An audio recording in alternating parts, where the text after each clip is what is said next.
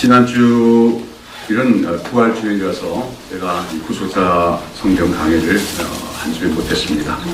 그러면서 지난 주일에는 제가 이 출애굽기 19장 본문을 가지고 강의를 하면서 이 성경의 두 번째 책인 이 출애굽기의 제목이 사실 출애굽기라고 되어 있지만 사실 더 적합한 제목은 뭐예요? 언약수립기다. 언약수립기라는 제목이 더 적합한 것이다. 이렇게 말씀드렸습니다. 출애굽기는 물론 출애굽의 얘기가 그 서두에 나옵니다. 그래서 애굽 땅에서 노예로 살아가고 있던 이스라엘을 하나님께서 건져내신 이야기가 나오고, 그 출애굽 사건도 사실은 우리가 하나님의 구속 역사 속에서는 대단히 중요한 의미가 있는 것이 사실입니다. 그러나 우리가 알 것은 하나님께서 그럼 왜 이스라엘을 애굽에서 구원하시고 건져내셨는가? 그 이유는 바로 그들을 언약 백성으로 삼으시기 위함이다. 그리고 그들과 언약을 맺는 이야기가 이 두 번째 책의 가운데 위치하고 있어요. 사실은 우리가 살펴보는 19장부터 마지막 장까지가 다 언약에 관한, 언약을 세우신 것과 관련된 이야기들이기 때문에 출애굽기 전체를 출애굽이 핵심 주제가 아니라 언약을 세우는 것이 핵심 주제이기 때문에 언약수립기라는 제목이 더 적합한 것이다. 그렇게 말씀을 드렸습니다. 그러면 하나님께서는 왜 이스라엘을 그렇게 세상 속에서 언약 백성으로 삼으십니까? 그에 대해서는 지난주에 제3 나라로 부름받은 이스라엘 제목을 말씀드리면서 이 세상 가운데서 하나님께서 이스라엘을 복의 근원이 되고 하나님과 세상을 연결하는 제3 나라로 삼으시기 위해서 언약을 세우시는 것이다 하는 말씀을 드렸습니다. 자, 그런 가운데 오늘 우리가 앞서 읽은 19장 17절 이하에서 보면 이제 하나님께서 시내 산에 강림하시고 이스라엘 백성들과 언약을 맺으시는 의식 절차에 대한 기록이 되어 있습니다. 하나님께서 이처럼 시내 산에 강림하셔서 이스라엘과 맺는 언약, 이 언약을 우리가 시내산 언약이라고 부르는데, 이 언약을 시내산 언약을 체결하는 의식 에 대한 기록이 오늘 우리가 읽은 본문인 19장 7절부터 시작해서 24장까지 쭉 나오게 됩니다. 그리고 그 중간에 여러분 오늘 시간 되는 대로 19장부터 24장까지 쭉 읽으십시오. 그럼 그 가운데 20장 가면 십계명이 나오고, 또 21장부터 23장까지 오면 또 여러 가지 율법 규정들이 나와요. 이건 뭐냐면 그 십계명이나 율법은 바로 이 언약, 하나님이 이스라엘 백성과 시내산 언약을 맺는데 그 언약에 따른 규정들을 드리기 때문에 거기 기록이 되고 있다고 하는 것입니다. 자, 그러면 하나님께서 이제 이스라엘과 언약을 시내산에 맺으셨는데 어떤 과정, 어떤 절차로서 그 언약이 맺어지고 있겠습니까? 예. 지난주에도 말씀을 드렸는데 이제 이스라엘이 그 시내산 언약을 체결함으로써 이스라엘 백성은 정식으로 이제 하나님 백성이 되는 겁니다. 이미 그들이 애굽 땅에 있을 때도 하나님께서는 이스라엘을 내 백성이라고 불렀지요. 그러나 이제 언약을 체결함으로써 그들은 정식으로 하나님의 백성이 되는 것이죠. 그걸 다른 말로 비유하자면 이제까지 그들은 하나님과 약혼한 사이였다고 얘기하다면 이제 시내산 언약을 통하여 그들은 하나님과 정식으로 결혼식을 올리는 것과 같다고 할 수가 있습니다. 그래서 우리가 이제 이 시내산 언약을 체결하는 의식들을 이해하는 데 있어서 우리가 우리가 많이 오늘도 목격하는 결혼 예식을 우리의 머릿속에 좀 그리면서 참고하면 도움이 될 줄 압니다. 왜냐하면 이제 사실 결혼식이라고 하는 것 자체가 사실 언약 예식이에요. 제가 요즘에 이 결혼식들 이렇게 벌어 얻은 데 가보면 이게 결혼식인가 생각이 들 정도로 그냥 하나의 그냥 놀이판처럼 되는 경우들이 많습니다.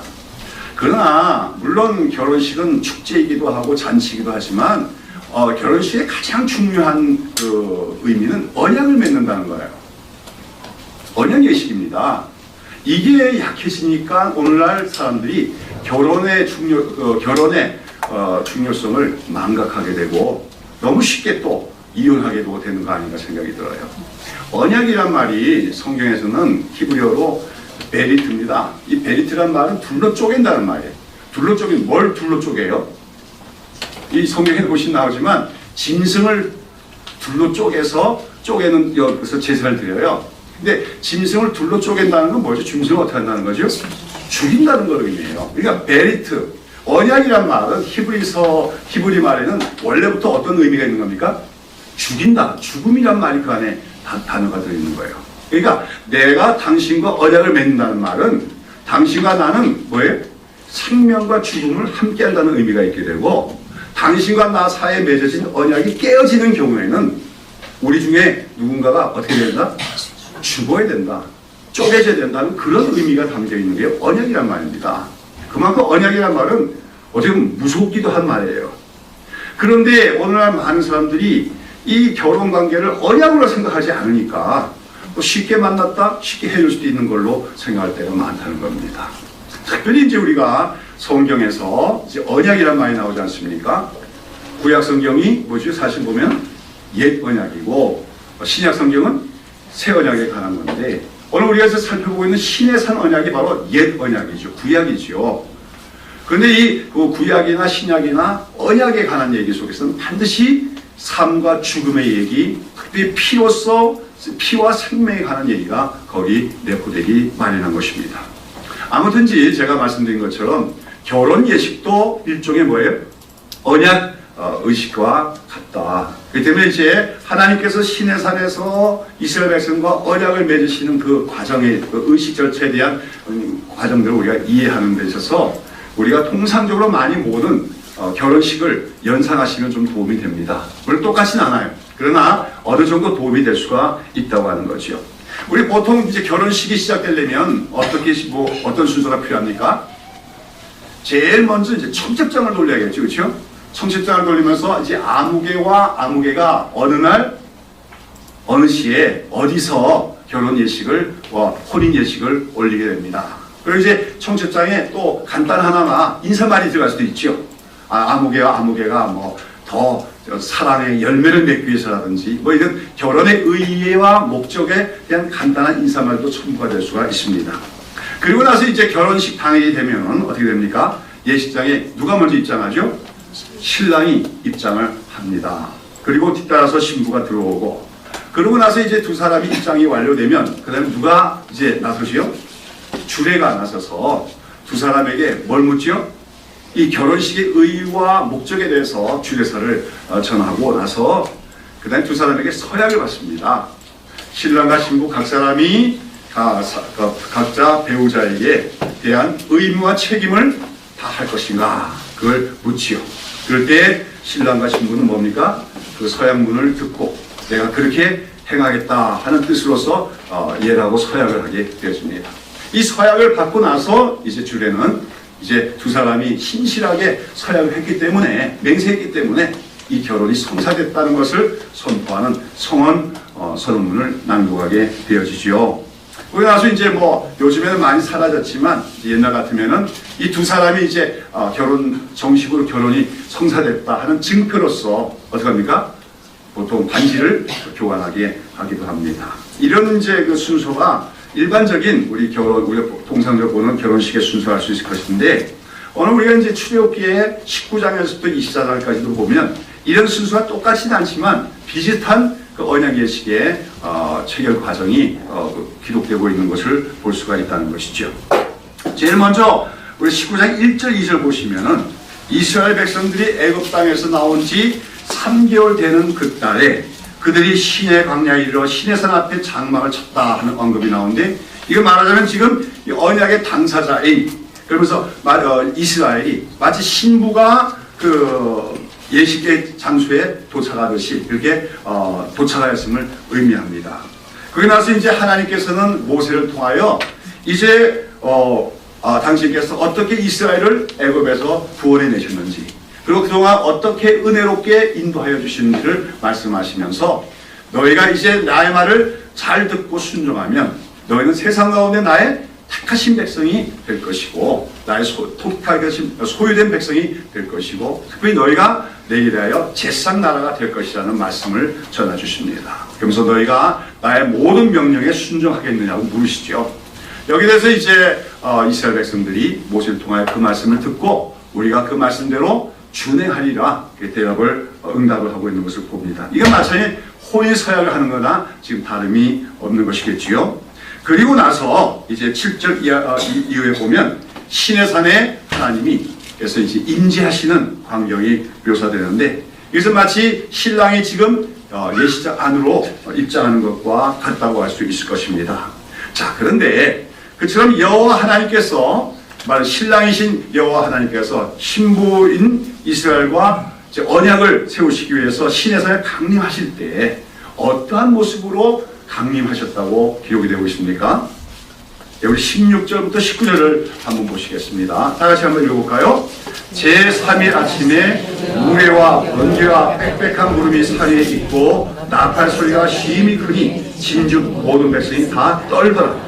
모세가 하나님을 맞으려고 백성을 거느리고 진에서 나오매 그들이 산기슭에 섰더니 신의 산에 연기가 자욱하니 여호와께서 불 가운데서 거기 강림하심이라. 그 연기가 옹기점 연기같이 떠오르고 온 산이 크게 진동하며 나팔 소리가 점점 커질 때에 모세가 말한 즉 하나님이 음성으로 대답하시더라.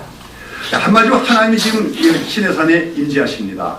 근데 그 임재하시는 그 모습은 한마디로 어떤 것이었습니까? 아주 친밀하고 사랑스러운 그런 가운데 임하십니까? 다정하게 임하십니까? 아니죠. 한마디로 두렵고 무서운 모습으로, 물론 영광스러운 모습이죠. 그렇죠? 여기 구름, 이 빽빽한 구름이라는 건 하나님의 임재의 상징이죠. 보통 이 구름을 쉐키나 구름이라고 하는데, 또 하나님이 구약시대에는 하나님이 나타나실 때 이 구름이 나타난 현상이 있었는데, 그 구름이 빽빽하다. 완전히 그냥 그 산을 뒤덮을 만한 구름으로 가득 차게 된 것을 의미합니다. 그러니까 그 구름 속에 온 산이 가리워지니까 그 산이 캄캄해졌다고 하는 것을 보여줘요. 그 다음에 또 산에서 뭐가 울려 퍼집니까? 우레가 치고, 우레 소리가 울려 퍼지고, 그 다음에 번개가 칩니다. 그러면서 그 다음에 이제 나팔 소리가 나더니 큰 나팔 소리가 나는 가운데 불이 번쩍번쩍 불이 일어나면서 그 가운데 하나님이 임재하셨다는 거죠. 한마디로 하나님이 임재하시는 모습은 어땠습니까?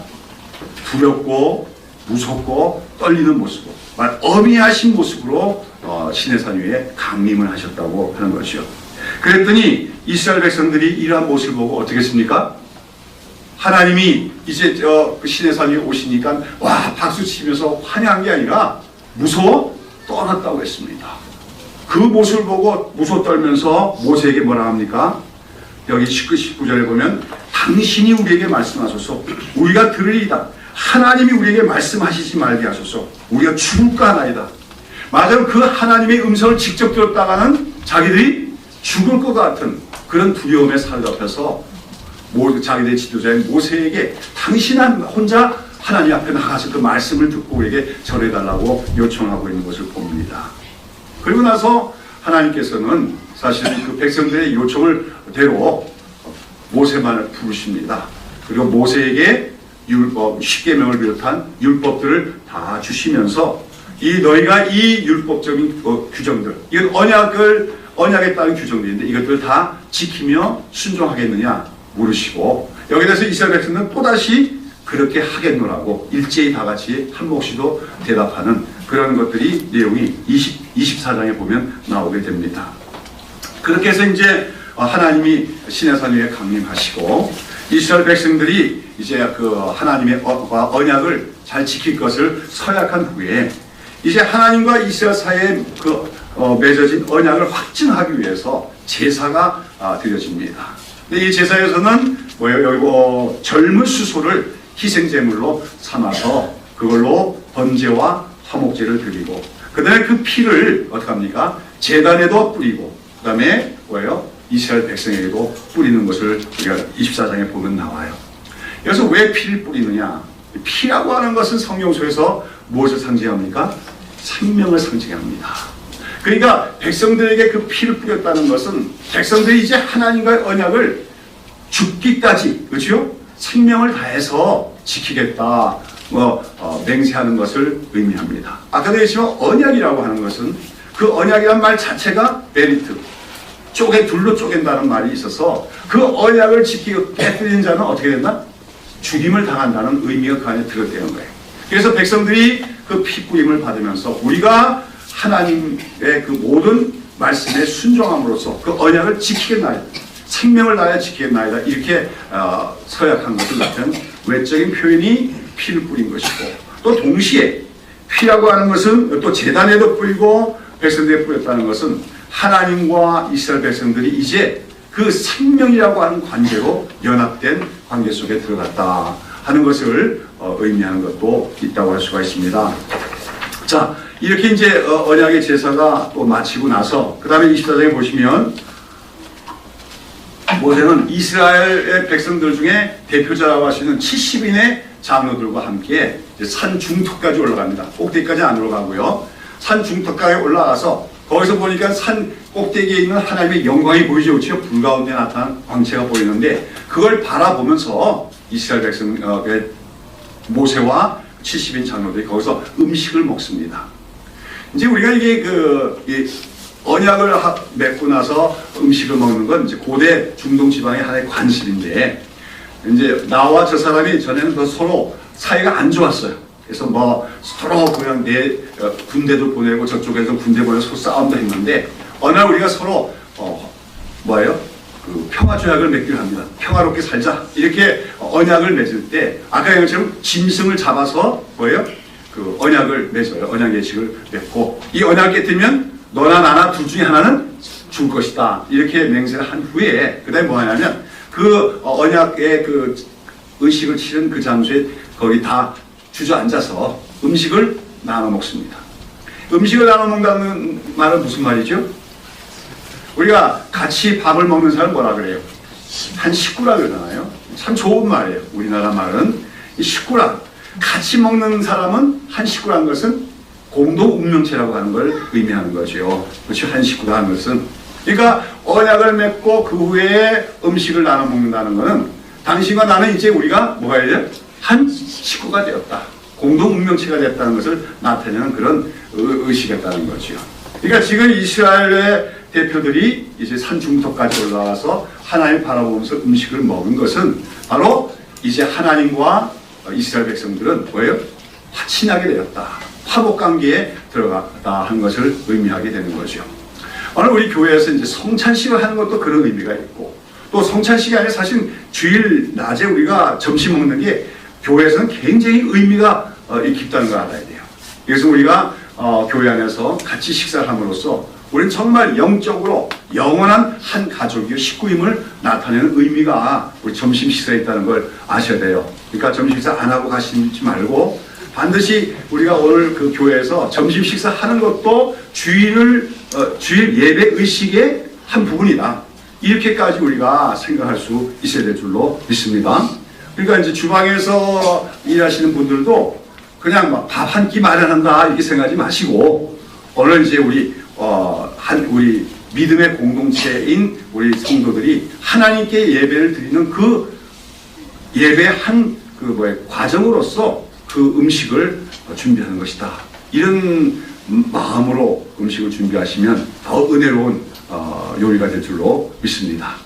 아무튼지 오늘 우리가 이제 출애굽기 19장부터 24장까지 보면 제가 대략 말씀드린 그런 과정을 통해서 하나님과 이스라엘 사이에 언약이 맺어지게 되는데, 이 언약을 무슨 언약이라고 한다고요? 시내산 언약이라고 했다고 했습니다.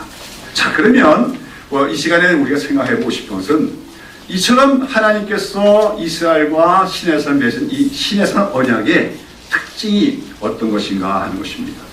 여러분, 오늘 제가 또 말씀드렸지만 이 시내산 언약에 대해서 여러분이 출애굽기를 보면서 느끼는 첫 번째 느낌은 어떤 것입니까? 아까 얘기한 것처럼 이 언약이 체결되는 분위기가 어땠느냐는 겁니다. 아주 다정스럽고 화기애애하고 친밀한 분위기였나요? 아니죠. 뭔가 무섭고 두렵고 범접하기 힘든. 사실 신랑과 신부가 결혼식을 할 때 서로 얼굴을 바라보면서 웃고 기뻐하는 그런 모습이잖아요. 근데 그런 모습과는 상당히 거리가 먼, 이 하나님은 영광스럽고 어미한 모습으로 임하시고, 그걸 보고 또 백성들은 가까이도 못 가고 어떡합니까? 두려워하는. 또 뿐만 아니라 하나님 뭐라고 하시죠?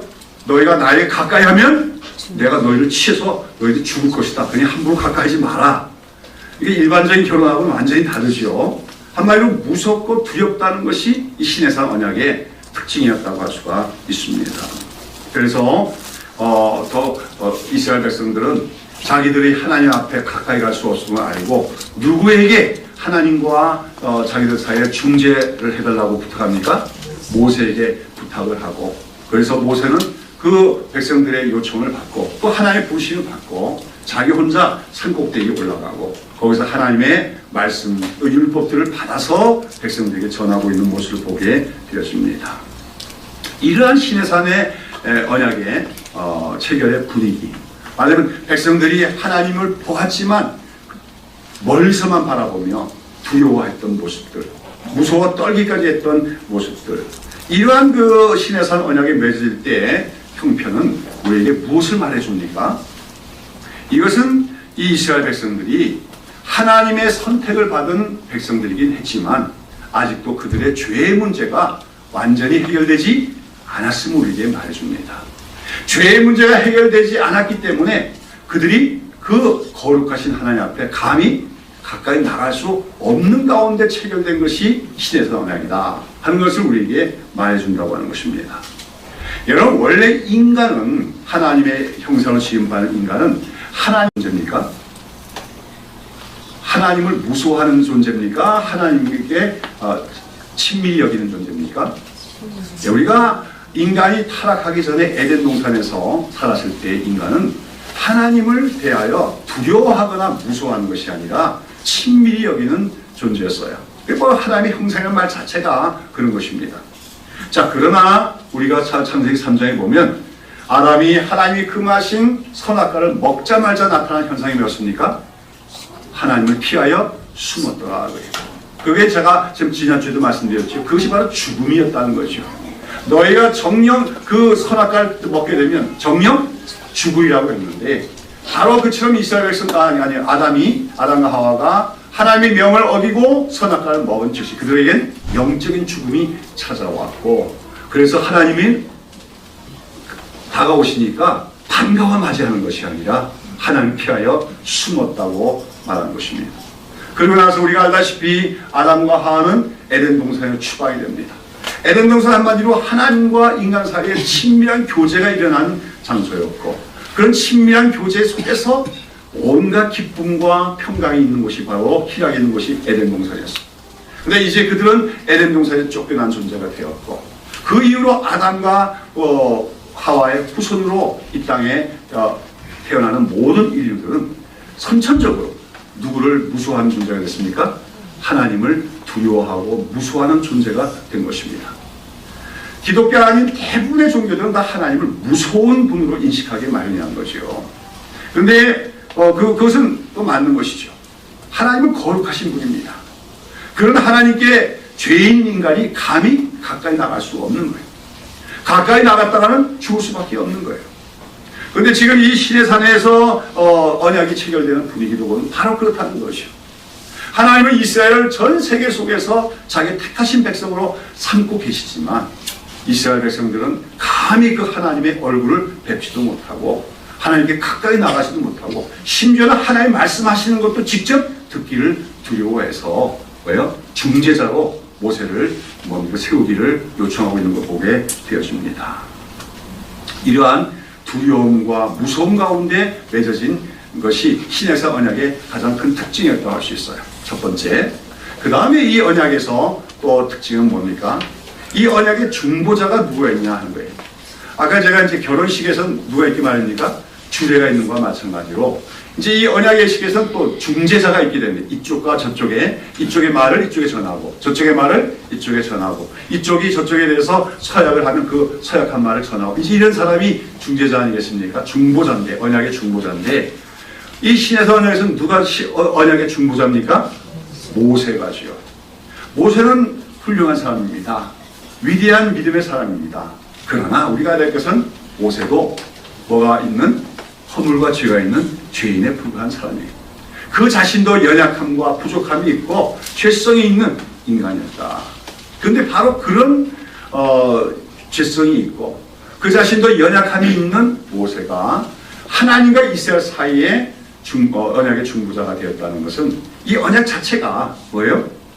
뭔가 한계가 있고 부족함이 있다는 것을 우리에게 암시해주고 있다고 하는 것입니다. 그 다음으로 세 번째로 이 신해상 언약의 또 하나의 특징은 이 신해상 언약을 하나님께서 맺으시면서 그 언약을 확증하는 제사에서 희생제물로 무엇이 사용됩니까? 짐승이 사용되죠. 수소가 사용되어지고 그 이제 언약이 이제 하나님과 이스라엘 사이에 맺어졌다는 것을 확증하는 것으로서 그 짐승의 피를 백성들에게 뿌리고 있는 걸 보게 됩니다. 여러분, 짐승의 피라고 하는 것이 정말 하나님 백성들을 거룩하게 할 수가 있을까요? 그 짐승의 피가 정말 하나님과 인간을 생명적으로 연결할 수 있는 효능이 있겠느냐? 여기에 대해서도 우리가 뭡니까? 부정적인 뉘앙스를 갈 수밖에 없는 것이 바로 이 신해상 언약의 특징이라고 하는 것입니다. 바로 이처럼 백성들이 하나님을 대함에 있어서 두려움과 무서움 가운데 언약을 맺었다든지, 그리고 그 자신도 허물에 쌓여있는 인간일 뿐인 모세라는 사람이 중보자가 되었다든지, 또는 짐승이 희생제물이 되어지고 그 짐승의 피로서 확증이 된 언약, 그 언약이 바로 신해상 언약이었던 것으로서 이런 몇 가지의 신해상 언약들의 특징들은 이 언약이 무언가 애초부터 그 시초부터 부족함이 있었고 한계성을 갖고 있는 언약이었다는 것을 우리에게 암시해 준다고 하는 것이죠. 특별히 이제 우리가 이 언약을 맺는 의식 속에서 하나님께서는 이스라엘 백성들에게 두 번씩이나 너희가 나의 명령에 온전히 순종하겠느냐, 내가 너에게 주는 율법을 다 지키겠느냐고 물으십니다. 서약을 받으시는 거죠. 그때 이스라엘 백성들이 뭐라고 대답합니까?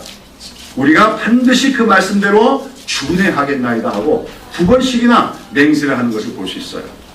근데 거기서 보면 왜 이스라엘 백성들이 그렇게 대답했을까 할 때 어쩌면 엉겁게 했는지도 몰라요. 너무 그냥 하나님이 두렵게 나타나셔서 막 그 말씀하시니까, 그렇죠? 우리가 지키겠나이다, 이게 겁에 질려서 그렇게 대답했다고 할 수 있고, 또는 어쩌면 우리가 그거 뭐 다 지킬 수 있지, 자기들의 어떤 능력의 한계를 모르고 그냥 깊은 생각 없이 대답했을 가능성도 있습니다. 근데 중요한 것은 이들이 그렇게 서약을 했는데 이 서약이 얼마나 가느냐 하는 거예요. 이 맹세가. 그러니까 작심삼일이라고 하는 말이 있지만 이스라엘 백성들은 이 시내산에서 그 두렵고 무서운 하나님의 그 영광을 바라보면서 언약을 체결했습니다. 우리가 그 말씀대로 순종하리라 맹세했습니다. 그런데 우리가 출애굽기 보시면 알겠지만 그들은 그 언약을 맺고 나서 채 40일도 지나지 않아서 그들은 그 하나님의 말씀에 불순종하고 맙니다. 무슨 사건인지 아시죠? 바로 모세가 이제 이 언약의 예식이 끝난 다음에 하나님으로부터 이제 그 모든 율법을, 돌판에 새겨진 율법을 받기 위해서 산에 올라가 있어요. 그 기간이 며칠입니까? 40일인데 그동안에 산 아래에 있던 이스라엘 백성들이 무슨 짓을 합니까? 모세가 보이지 않자 모세가 사라졌나 보다 그러면서 금송아지, 그렇죠? 금으로 송아지를 만들어서 이것이 우리를 애굽에서 인도해낸 여호와로다, 그렇게 하면서 그 앞에 절을 하고 그 앞에서 심지어 이방인들처럼 뛰놀면서 축제를 하기도 했다고 하는 것입니다. 그들은 뭐 여호와 하나님의 이름을 부정한 건 아니에요. 그러나 여호와 하나님은 형상이 없으신 분인데 그 하나님의 형상은 금송아지 만들어 놓고 그 앞에 절을 했다. 이것은 바로 무엇을 깨뜨린 거죠? 10계명 중에서도 제2계명, 너희는 나의 형상을 뭘로도 만들지 말고 그 앞에 절하지 말라 했는데 바로 그 10계명의 두 번째 조항을 깨뜨린 겁니다. 율법을 어겼다는 것은 곧 언약이 깨지는 것을 의미하는 거예요. 다시 말해서 우리가 신랑 신부가 일생 동안 나는 그 상대방에 대해서 정제를 지키고 순결을 지키고 하겠다는 것은 며칠이 안 돼서 바람 핀 거나 마찬가지입니다. 그런데 이스라엘 백성들이 언제 그렇게 율법을 깨뜨리고 언약을 깨뜨렸어요? 수십 년 지나서요? 언약 맺고 나서? 아니고 언약을 맺은 며칠 안 가서 그 짓을 하고 말았다는 것이요. 무슨 말입니까? 이 신에서 언약이 우리에게 말해주는 것은 이스라엘 백성들은 비록 하나님으로부터 언약을 맺고 율법을 받기도 하지만 그들은 본질적으로 그 언약을 지킬 수 있는 능력이 없다 하는 사실을 우리에게 또한 말해주고 있다고 하는 것이죠. 바로 이러한 모든 면에서 신의 산 언약은 애초부터 그 언약이 완성된 것이 아니고 완전하지 못한 그런 한계성을 갖고 있는 언약이다 하는 것을 우리에게 말해주고 있다고 하는 것입니다. 자, 지난주에도 말씀을 드렸는데 이 신해선 언약은 쌍방적 언약이라고 불려집니다. 우리가 이제 이 신해선 언약 이전에 있었던 언약이 아브라함 언약인데 아브라함 언약은 어떤 언약이에요? 일방적 언약으로서 하나님께서 그냥 네가 이렇게 하면 내가 뭐 해줄게가 아니라 그냥 하나님께서 너에게 너를 뭡니까? 너의 후손들이 큰 민족이 되게 하겠고 이 가나안 땅을 너에게 기업으로 주겠고 너와 네 후손이 복의 근원이 되리라. 그건 하나님 일방적으로 약속하시는 거죠. 그건 일방적 언약이에요. 그러나 이 신해선 언약은 쌍방적 언약, 쌍방계약이라고 했습니다. 무슨 말입니까? 이스라엘 백성들에게 하나님 율법을 주시고 그들이 그 율법을 잘 지킬 때만이 이스라엘 백성은 하나님의 언약 백성이요 택하신 백성이요 또한 제선 나라고 하는 신분을 유지할 수 있는 그런 언약이었다고 하는 것입니다. 근데 우리가 결국은 이제 이 신해선 언약 자체를 볼 때도 맺어지는 광경을 볼지라도 거기 뭔가 부족함이 보이지만 이스라엘 역사 전체가 우리에게 말해주는 것은 결국은 이스라엘 백성들은 이 언약을 제대로 지키지 못하고 깨뜨리고 만다. 그래서 언약 백성으로 지위를 상실하고 만다는 것이 구약성경 전체가 증언하고 있는 바인 것입니다. 그러면은 왜 하나님께서는 이처럼 그 자체로서 불완전한 한계성이 있는 그런 언약 그리고 마침내 이스라엘 백성들이 지키지도 못하고 깨뜨리고 말 그런 언약을 이 신해선 언약을 하나님께서는 이스라엘과 맺으시는 것입니까? 그것은 역설적으로 이 언약을 통해서 이것이 아닌 더 좋은 언약, 더 완전한 언약이 있어야 됨을 보여주시기 위해서 신해선 언약을 맺으신 것이라고 할 수가 있다고 하는 것입니다. 여기서 우리는 이제 성경이라는 것은 어떤 책이냐?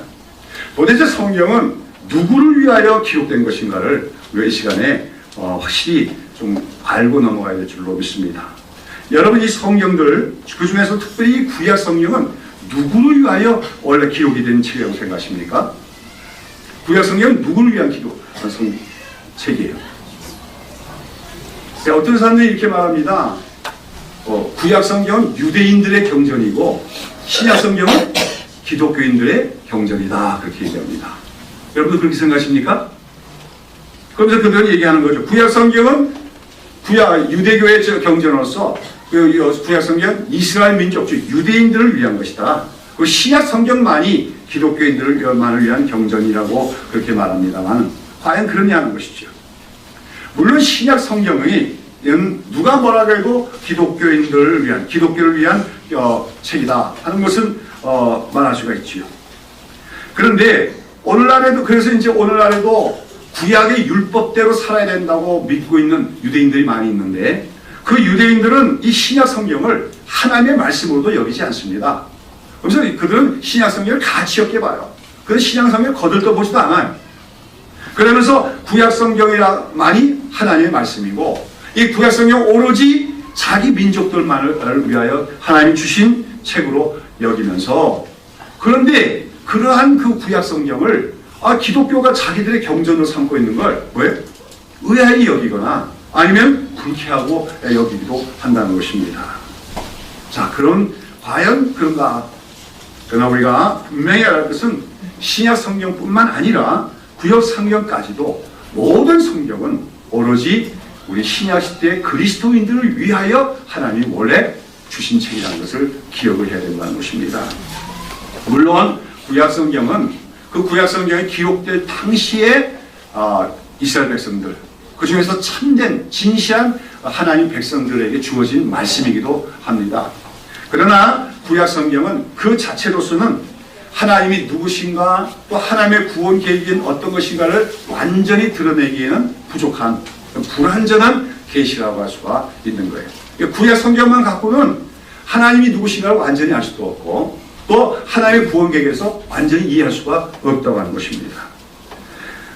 그런 가운데 비로소 신약 시대가 와서 이 구약 성경에 하나님의 계시가 더하여짐으로써 비로소 구약 성경은 그 원래의 의미와 목적이 드러나게 되는 것으로서 한마디로 구약 성경은 이 때가 차면 이 땅에 오시게 될 예수 그리스도를 바라보게 하기 위해서 기록된 것이 구약 성경임을 기억해야 됩니다. 율법 자체를 백성들에게 보여주시게 한 게 아니라 신의 산 언약 자체가 완전한 것임을 보여주게 한 게 아니라 장차 더 좋은 언약이 와야 되는데 그 언약은 누구로 말미암은 언약이에요? 예수 그리스도로 말미암은 언약이다 하는 것을 보여주기 위해서 기록된 것이 구약 성경이라고 하는 것입니다. 여러분, 바로 이런 관점에서 구약 성경에 기록된 구약 제사 제도들 또 옛 언약, 신의 산 언약이죠. 그러한 것들의 불완전성과 비교해서 오늘날 예수 그리스도를 믿는 자들이 하나님과 맺은 언약을 무슨 언약이라고 할까요? 새 언약이라고 부르는데 바로 이 새 언약의 완전성과 탁월성을 입증하기 위해서 증거하기 위해서 기록된 성경이 대표적인 것이 바로 히브리서입니다. 그 히브리서 1장 1절과 2절은 이런 말로 시작이 되고 있습니다. 옛적의 선지자들로 여러 부분과 여러 모양으로 우리 조상들에게 말씀하신 하나님이 이 모든 날 마지막에 아들로 우리에게 말씀하셨으니 이 아들을 만유의 후사로 세우시고 또 저로 말미암아 모든 세계를 지으셨느니라 그럽니다. 하나님께서는 구약시대 때 어떻게 말씀하셨다고요? 여러 선지자를 통하여 여러 부분과 여러 모양으로 우리 조상들에게 말씀하셨다. 다시 말해서 구약 성경에 기록된 모든 하나님이 계시는 부분적인 것이었다는 거죠. 파편적인 것이었다는 거예요. 그러다가 이 모든 날 마지막에 우리 성경이 보는 역사 안에서는 바로 예수님이 오시는 날부터 이 세상에는 말세가 시작된다고 얘기합니다. 마지막 날에 돌입했다고 얘기하는 거예요. 그럼 이 마지막 날에 누가 오십니까? 하나님의 아들이 직접 오셔서 하나님에 대해서 하나님의 구원 계획에 대해서 말씀하실 뿐만 아니라 스스로 그 구원 계획을 성취하심으로 이제 하나님의 모든 계시가 완성되었고 그 계시들이 우리에게 알려졌다. 이런 얘기를 히브리서 기자는 하고 있는 것입니다. 그러면서 이제 히브리서 기자는 히브리서 여러 곳에서 그 옛 언약과 새 언약을 비교하고 있는데 특별히 오늘 우리가 살펴본 그 신의 산 언약을 맺었던 그 장면, 그렇죠? 그 언약을 맺었던 그 광경을 묘사하면서 그 신의 산 언약의 불완전성을 설명하고 있는 부분이 히브리서 12장 18절에서부터 14절에 나오고 있습니다. 한번 보시죠. 히브리서 12장 18절에서부터 24절까지예요. 자, 우리 같이 읽어봅시다. 시작. 너희의 이른 곳은 만질만한 불붙는 산과 흑음과 흑암과 폭풍과 나팔 소리와 말하는 소리가 아니라 그 소리를 듣는 자는 더 말씀하지 아니하시기를 구하였으니 이는 짐승이라도 산에 이르거든 돌로 침을 당하려 하신 명을 저희가 견디지 못함이라. 그 보이는 바가 이렇듯이 무섭기로 모세도 이르되 내가 심히 두렵고 떨린다 하였으나 그러나 너희의 이른 곳은 시온산과 살아계신 하나님의 도성인 하늘의 예루살렘과 천만 천사와 하늘에 기록된 장자들의 총회와 교회와 만민의 심판자이신 하나님과 및 온전케 된 의인의 영들과 새 언약의 중보이신 예수와 및 아벨의 피보다 더 낫게 말하는 뿌린 피니라 했습니다. 자, 여기 불 붙는 산, 흑운, 흑암, 폭풍, 나팔 소리, 그 다음에 그 짐승이라도 올라갔다가는 죽임을 당하리라. 그래서 뭡니까? 백성들이 무서워하는데 누구마저도 무서워했어요? 모세마저도 두렵고 떨린다고 한 언약. 무슨 언약을 얘기하는 겁니까? 신의 산 언약을 얘기하는 것이죠. 그러면서 히브리서 기자는 너희의 이런 곳은 그런 곳이 아니다. 그래서 오늘 신약 시대의 우리 성도들 그리스도인들이 맺은 언약은 그런 언약이 아니다 하는 것입니다. 우리는 이 땅에 있는 신의 산에서 언약을 맺은 자가 아니라 여러분 시온과 너희가 이런 곳은 시온산과 살아계신 하나님의 도성인 하늘의 예루살렘이 나오는데 이건 하나님 나라를 얘기하는 것입니다. 우리는 하나님과 언약을 맺기 위해서 신의 산에서 언약 맺는 사람들이 아니라 하나님 나라 안에서 하나님과 언약을 맺은 자가 되는 것입니다. 이 땅에서 언약을 맺은 게 아니라 하늘 안에서, 즉 하늘에서 우리는 하나님과 언약을 맺게 되었다 얘기하는 것입니다. 다음으로 우리가 맺는 언약은 그 중보자가 누구예요? 예수 그리스도, 하나님의 아들이신 예수 그리스도라는 거예요. 근데 아까 신에서 언약은 누가 중보였습니까? 모세였는데 모세마저도 그 시내산 언약을 맺을 때 어떻게 했다고 했어요? 무섭고 떨었다는 거예요. 그 자신도 하나님 앞에 들어가기를 두려워했다는 거예요. 그러나 이 새 언약은 예수님이 중보가 되십니다. 누굽니까? 예수님은 하나님의 아들이십니다. 하나님의 아들이 중보가 되셔서 이 언약을 이루십니다. 뿐만 아니라 이 언약을 이룰 때는 반드시 언약식을 체결할 때는 제사가 드려져야 되죠. 그 피를 백성들에게 뿌려야 되는데 시내산에서는 어떤 제사가 되었습니까? 수소를 잡아서 제사를 드리는 희생제사가 드려졌고 그 짐승의 피를 백성들에게 뿌렸어요. 그러나 이 새 언약에서는 누가 희생제물로 바쳐집니까? 예수님이 십자가에서 죽으심을 통하여 자기 몸을, 죄가 없는 자기 몸을 하나님께 제물로 바치셨습니다. 그리고 이제 예수 그리스도를 믿는 모든 사람들에게는 그 예수의 피가 뿌려지게 되어지는 것입니다. 그 피는 죄가 없는 피예요. 의로운 피예요. 그래서 그 피의 뿌림을 받는 자는 어떻게 됩니까? 완전히 거룩함과 성결함을 얻게 되어지는 것입니다. 아까 시내산 언약을 맺는 장면에 보면 하나님께서 백성들에게 감히 가까이 나오지 말라고 말합니다. 그러면서 또 언약을 맺는 그 당일 전에 옷을 빨아서 깨끗하게 성결해서 입으라고 그러고 여자를 가까이 하지도 말라고 합니다. 한마디로 시내산 언약에서는 이스라엘 백성들이 그 죄인이지만 그런 가운데서도 조금 하나님께 그래도 허락을 받기 위해서 뭐예요? 외적인 면에서의 성결을 갖춰야 했다는 거예요. 그러나 신약시대에 예수 그리스도 안에서 맺은 새 언약은 그렇지 않습니다. 예수님의 피가 성도들에게 뿌려집니다. 자기를 믿는 자들에게 그 피가 뿌려지고 그 피는 그 백성들의 모든 죄를 다 깨끗하게 씻으신 줄로 믿습니다. 거룩함을 입게 한다는 거예요. 그렇게 거룩함을 입은 사람들은 하나님 앞에 이제 어떻게 나가게 될까요? 더 이상 두렵고 무섭고 떨리면서 나가는 것이 아니라 아바 아버지라고 부르며 그 하나님의 아바 아버지라고 부르며 친밀히 여기며 그 사랑 안에 사랑하는 품에 안기듯이 하나님께 나아가는 것, 그것이 바로 새 언약의 특징임을 우리는 기다리게 될 줄로 믿는 것입니다. 자, 여러분, 아까도 말씀드린 것처럼 시내산에서 이스라엘 백성들은, 구약시대 이스라엘 백성들은 그 시내산에서 하나님과 언약을 맺었고 무서워하고 두려워하면서 그 언약을 맺었고 짐승의 피로 언약을 맺었고 모세가 중보자가 언약을 맺었습니다. 그러면서 그들은 율법을 다 지키겠나이다 약속했지만 며칠 못 나가서 율법을 어기고 말았습니다. 그리고 마침내 그 언약을 깨어지고 말았습니다. 그러나 이제 이 하나님의 아들이 이 땅에 오신 것입니다. 그리고 하나님의 모든 구원 계획을 다 우리에게 말씀하시고 그 자신이 십자가에서 친히 죽으심을 통하여 이제 하나님과 자기 백성들, 자기를 믿는 하나님의 백성들 사이에 새 언약을 세우시게 하는 것이지요. 그런 가운데 이제 우리는 예수 그리스도의 그 피를 믿음으로 그 피의 뿌림을 받음으로 우리는 성결한 자가 되어서 오늘도 하나님 앞에 담대히 난 자가 되었음을 기억해야 될 줄로 믿습니다. 특별히 이 새 언약에 속한 하나님의 백성들, 신약의 그리스도인들이 하나님을 어떻게 예배하며 하나님께 어떻게 나아갈까 하는 것을 잘 보여주는 가장 대표적인 성경 구절이 바로 히브리서 4장 15절과 16절이에요. 다 같이 한번 보십시다. 14절부터 16절까지 다 같이 읽겠습니다. 그러므로 우리에게 큰 대제사장이 있으니 승천하신 자 곧 하나님 아들 예수시라. 우리가 믿는 도리를 굳게 잡을지어다. 우리에게 있는 대제사장은 우리 연약함을 체휼하지 아니하는 자가 아니요 모든 일에 우리와 한결같이 시험을 받은 자로 돼 죄는 없으시니라. 그러므로 우리가 긍휼하심을 받고 때를 따라도 없는 은혜를 얻기 위하여 은혜의 보좌 앞에 담대히 나아갈 것이니라. 아멘. 이것이 바로 신약 시대의 우리 새 언약의 백성들이 하나님과 맺는 관계의 특징이라고 하는 것이에요.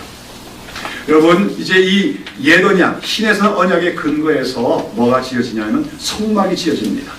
그게 나중에 성전으로 발전되게 되는데 그 성막과 성전에는 제일 은밀한 곳, 제일 깊은 곳을 지성소라고 부르고 그 지성소 안에 하나님의 임재 상징이 뭐예요? 언약궤가 있습니다. 그 언약궤를 덮는 그 뚜껑을 속죄소 또는 시은좌, 은혜의 보좌라고 부릅니다. 근데 여러분 그 지성소, 그 은혜의 보좌 앞에는 이스라엘 백성이 나아갈 수 있습니까? 없습니까? 함부로 나갈 수 없어요. 나갔다가는 죽임을 당합니다. 그렇죠? 그래서 이스라엘 백성들 중에서 오로지 대제사장만, 그것도 1년에 한 차례 그 백성들을 위해 죄를 씻기 위한 희생제사를 드리고 그 피를 가지고 그 안에 들어갈 수 있었다고 하는 것이죠. 그러나 이제 히브리서 기자는 뭐합니까? 우리는 어떤 자가 긍휼하심을 받고 때를 따라 돕는 은혜를 얻게 하여 은혜의 보좌 앞에 담대히 나갈 수 있다 얘기합니다. 여기 은혜의 보좌란 말이 바로 지성소에 있는 시연자 속죄소를 얘기하는 것입니다. 왜 이렇게 됐습니까? 바로 예수님이 십자가의 죽음을 통하여서 완전한 대속제사를 드렸기 때문이죠. 바로 예수님의 대속제사가 완성이 됐다는 것을 보여주는 사건이 바로 예수님이 십자가에서 죽으실 때 뭐예요? 성전 안에 있는 그 휘장, 지성소를 가로막고 있던 그 휘장이 위로부터 아래로 찢어진 것입니다. 이런 새로운 시대가 왔음을 얘기합니다.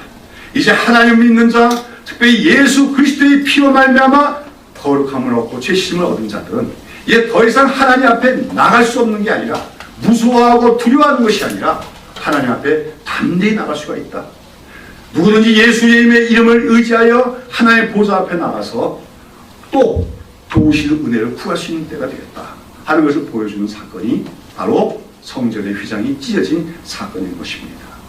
자, 여러분, 오늘 신해산 언약에 대한 기록을 보시면서 신해산 언약이 말하고자 하는 것은 바로 이처럼 구약 시대에 하나님께서 신해산에서 받은 언약은 그 자체로는 불완전했다고 하는 것을 말해주면서 이제 그보다 더 좋은 언약, 완전한 언약이 나타날 것이다. 그것이 뭐예요? 바로 예수 그리스도로 말미암는 새 언약이 나타날 것을 보여주기 위해서 신해산의 기록이 있음을 기억하시기 바랍니다. 그런 가운데 우리는 더 이상 무섭고 떨리는 하나님을 두려워하며 가까이 할 수도 없는 그런 언약을 맺은 옛 언약의 백성이 아니라 이제 예수 그리스도의 피로 말미암아 죄 씻음을 받아서 우리가 하나님부터 의롭다함을 얻고 하나님 앞에 담대히 나갈 수 있는, 또 하나님을 친밀히 여기며 하나님을 아바 아버지라 부르며 하나님 앞에 나갈 수 있는 그런 특권과 은혜를 얻게 된 자가 오늘 우리 신약시대의 성도 그리스도인들 새 언약의 백성임을 기억하시기를 바랍니다. 특별히 그뿐만 아니라 이제 새 언약에 대해서 제가 자주 말씀을 드리겠습니다만 이 새 언약 안에서는 예수님은 우리가 연약하여 하나님의 뜻대로 살 수 없는 것을 도우시기 위하여 누구를 보내십니까? 성령을 보내주시는 겁니다. 성령이 믿는 자에게 오십니다. 그리고 성령님이 우리 안에 계셔서 하나님의 율법, 하나님의 말씀들을 온전히 이해하게 하시고 그 말씀대로 순종할 수 있는 능력을 주십니다. 그것이 바로 또한 새 언약의 백성들이 누리는 특권과 은혜인 것입니다. 사랑하는 여러분, 오늘 우리는 더 이상 무서워하는 마음으로 우리가 이 땅에 있는 시내산에서 하나님을 두려워하며 언약을 맺는 것 같은 그런 옛 언약의 백성이 아니요, 그리스도 안에서 예수의 피로 정결함을 얻고 하나님 앞에 담대함을 그 은혜 보좌 앞에 나감을 허락받은 주님의 백성들, 새 언약의 백성임을 기억할 때마다 감사하며 또 기뻐하는 여러분 되시기를 축원합니다. 특별히 우리는 이런 언약, 이 새 언약의 축복을 누리게 된 우리야말로 정말로 복이 많은 사람이다 하는 것을 기억하시고 늘 감사하시기를 바랍니다. 오늘도 기독교인들 중에서는 이 땅에서 뭐 부자가 되고 출세하고 성공하는 거 그게 축복인 줄 알고 그거 구하려고 열심히 내고 그것 좀 달라고 하나님께 구하는 자들이 많아요. 그러나 우리는 이미 그리스도 안에서 이미 큰 복을, 이 세상에 어떤 것과도 바꿀 수 없는 큰 복을 받은 자임을 깨닫고 기억해야 될 줄로 믿습니다. 그건 바로 예수님의 피로 말미암아, 중보자 되신 예수님으로 말미암아 우리가 오늘도 언제든지 때를 따라 도우시는 은혜를 얻기 위하여 하나님의 은혜 보좌 앞에 담대 나아감을 얻는 주의 백성이 됐음을 기억하시고 날마다 그 기쁨과 자부심 가운데 하나님 앞에 나가기를 힘쓰는 삶을 살아가는 모든 성도들 되시기를 예수님의 이름으로 축원합니다. 기도합니다.